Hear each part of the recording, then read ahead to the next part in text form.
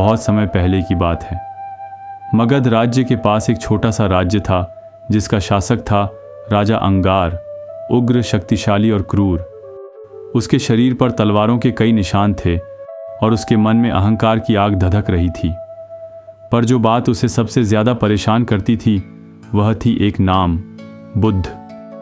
राजा हर दिन दरबार में अपने मंत्रियों से सुनता, बुद्ध जहां भी जाते हैं लोग उनका अनुसरण करने लगते हैं। वे अपनी क्रोध भरी जिंदगी छोड़कर शांत हो जाते हैं। यह बात अंगार को असह्य थी। वह गरजता, क्या शांति की शिक्षा तलवार से बड़ी हो सकती है?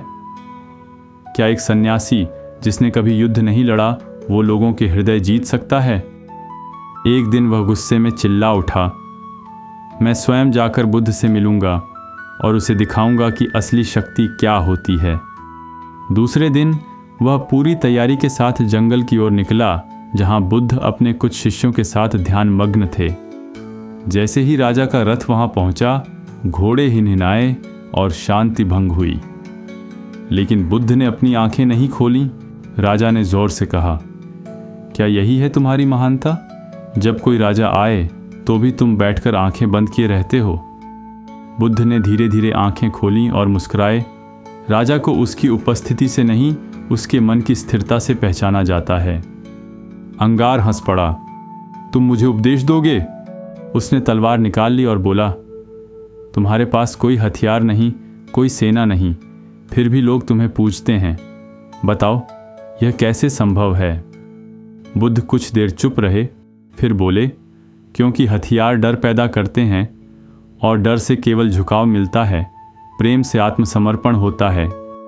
राजा का चेहरा लाल हो गया। क्या तुम कहना चाहते हो कि मेरी जीत केवल झुकाव है? बुद्ध ने शांत स्वर में उत्तर दिया, जीत वही है जो भीतर की आग को बुझा दे, जो आत्मा को शांति दे, बाकी सब अस्थाई हैं। राजा ने तलवार बुद्ध के पास रख दी। अगर मैं तुम्हें अभी मार दूं तो क्या तुम मुझे शाप दोगे? बुद्ध मुस्कुराए, अगर कोई अपमानित करने की कोशिश करे और दूसरा उसे स्वीकार न करे तो अपमान किसका हुआ? राजा ठिठक गया, जैसे कोई अदृश्य तीर उसके अहंकार को चीर गया हो। बुद्ध आगे बोले, राजा, जब एक जलता दीपक दूसरे को छूता है तो दोनों जलते हैं, पर जब एक बुझ जाए तो दूसरा अकेला जलता है। अब सोचो तुम्हारे भीतर की आग तुम्हें कहाँ ले जाएगी? राजा की आंखें भर आईं। उसने धीरे से तलवार जमीन पर रख दी। मैं तुम्हें हराने आया था, लेकिन यहाँ तो मैं अपने ही भय और क्रोध से हार गया। बुद्ध ने उसकी आंखों में देखा, तुम हार कर भी जीत गए हो, क्योंकि जिस दिन कोई योद्धा अपने भीतर की हिंसा को हरा दे, उसी दिन वह सच्चा विजेता बनता है। कुछ देर बाद राजा वहीं जमीन पर बैठ गया। उसका सिर झुका हुआ था, पर दिल में एक नया प्रकाश जग चुका था।